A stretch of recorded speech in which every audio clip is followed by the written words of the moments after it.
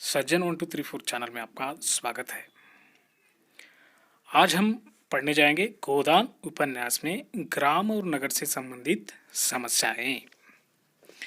गोदान में ग्राम और नगर दोनों समस्याओं का चित्रण किया गया है। इसमें स्पष्टता दो वर्ग का संघर्ष दिखाई गया है, शोषक और शोषित का। एक वर्ग साधन संपन्न अतः सबल है, दूसरा पक्ष साधनहीन अतः निर्बल है। भारत कृषि प्रधान देश है। इन कृषकों की वास्तविक स्थिति क्या है, उनकी सामाजिक मान्यता एवं अवस्थाएं कैसी हैं, उनका जीवन कैसा व्यतीत होता है, इसका गोदान में सहानुभूतिपूर्ण चित्रण किया गया है। प्रेमचंद का युग राष्ट्रीय जागरण का युग था। समस्त देश एक अखंड स्वतंत्रता चेतना से अप्लवित हो रहा था। प्रेमचंद नागरिक जीवन के केवल उसी अंश को अपने उपन्यास में स्थान दिया था जिसका किसानों से संबंध है। नगरों में रहने वाले जमींदारों, ताल्लुकेदारों, मिल मालिकों, साहूकारों तथा देशभक्त जागरूक विचारों एवं सेवा कर्मियों का संबंध गांवों में रहता है। जमींदार आदि किसानों की कमाई पर नगर के विलासमय वातावरण में जीवन व्यापन करते हैं। मिल मालिक गांव में उत्पन्न होने वाले कच्चे माल द्वारा अपने उत्पादन कार्य को आगे बढ़ाते हैं। इस प्रकार इन दोनों का काम किसानों के बिना नहीं चल सकता। साहूकार गांव में अपने एजेंट नियुक्त कर पैसा वसूल करते हैं। केवल मेहता जैसे जागरूक विचारक एवं सेवा कार्य करने वाले व्यक्ति ही किसानों के शुभ चिंतक के रूप में आगे आते हैं। गोदान में नागरिक समाज के इन दोनों प्रकार के व्यक्तियों का चित्रण किया गया है। राय साहब, खन्ना आदि किसानों के शोषक हैं तथा मेहता एवं मालती किसानों के सहायक एवं शुभ चिंतक हैं, परंतु ऐसे लोग अल्पसंख्यक में हैं। नगर की जनता का प्रतिनिधित्व वहां का मध्य वर्ग करता है। निम्न वर्ग मजदूर आदि तो गांव के किसान ही होते हैं। इस मध्य वर्ग का किसानों से कोई भी प्रत्यक्ष और अप्रत्यक्ष संबंध नहीं होता है, इसलिए गोदान में इस वर्ग का चित्रण नहीं किया गया है।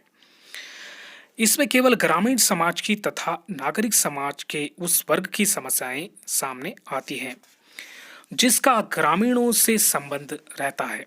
मेहता एवं मालती जैसे पात्रों का साधारणतः गांवों से कोई संबंध नहीं होता, परंतु प्रेमचंद चाहते थे कि मेहता एवं मालती जैसे व्यक्ति सामने आए, अपने सेवा कार्य एवं सहायता द्वारा इन दीन दुखी दलित किसानों की स्थिति को संभालें। जब हम गोदान में चित्रित कृषक जीवन का गहराई से अध्ययन एवं विश्लेषण करते हैं तो इस निष्कर्ष पर पहुंचते हैं कि भारतीय कृषक की अन्य सभी समस्याएं उसी आर्थिक अभाव की समस्याओं से उत्पन्न हैं। धन व्यक्ति को समाज में उच्च स्थान प्राप्त करता है। धन व्यक्ति के संपूर्ण कुकर्मों को न्याय संगत सिद्ध कर देता है। धनहीन होने पर सत्कर्म भी कुकर्म घोषित कर दिया जाता है। इसीलिए गोबर धन कमाने के लिए शहर जाता है। वहां से थोड़े से रुपए कमाकर जब गांव लौटता है। गांव के साहूकार सभी दुराचारी हैं, क्योंकि उनके पास पैसा है, इसलिए समाज उनसे कुछ नहीं कह पाता। खन्ना दुराचारी हैं। मेहता जैसे लोग उनकी आलोचना करते हैं, क्योंकि बुद्धिवादी जीवों का धन की शक्ति से नहीं जीता जा सकता। राय साहब दुराचारी तो नहीं है, परंतु अपने आराम मर्यादा आदि के लिए खूब धन लूटते हैं और उसे खूब खर्चा करते हैं। पैसे वाले लोग लगभग सभी अत्याचारी हैं। प्रेमचंद धन और सदाचार में शाश्वत शत्रुता का संबंध मानते थे।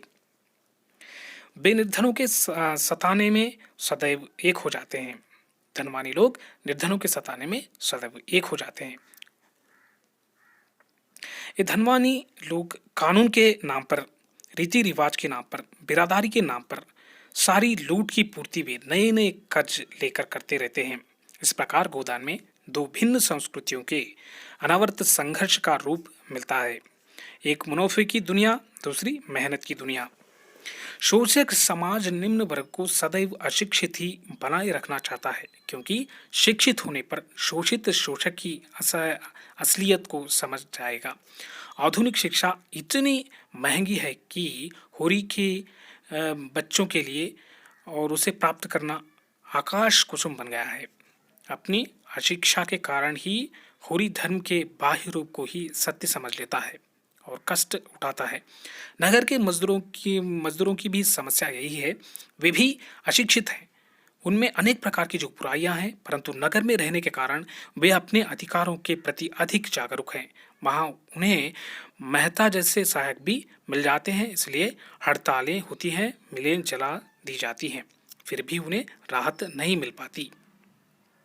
ग्रामीण नारियों की समस्या मूलतः वही जो वहाँ के जो पुरुष समाज की है। नागरिक समाज में दो प्रकार की जो नारियां हैं, गोविंदा और मालती। गोविंदी मेहता के शब्दों में सेवा और त्याग की जो देवी है, आदर्श नारी है। गोविंदी जैसी नारियों में ही सेवा त्याग की जो भावना संभावना है।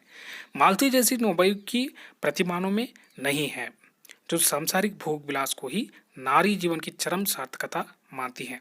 अंत में हम यहाँ कह सकते हैं कि गोदान उपन्यास में प्रेमचंद ने पद दलित और शोषित तथा अपमानित मजदूर तथा किसान वर्गों की समस्याओं का सजीव चित्रण किया है।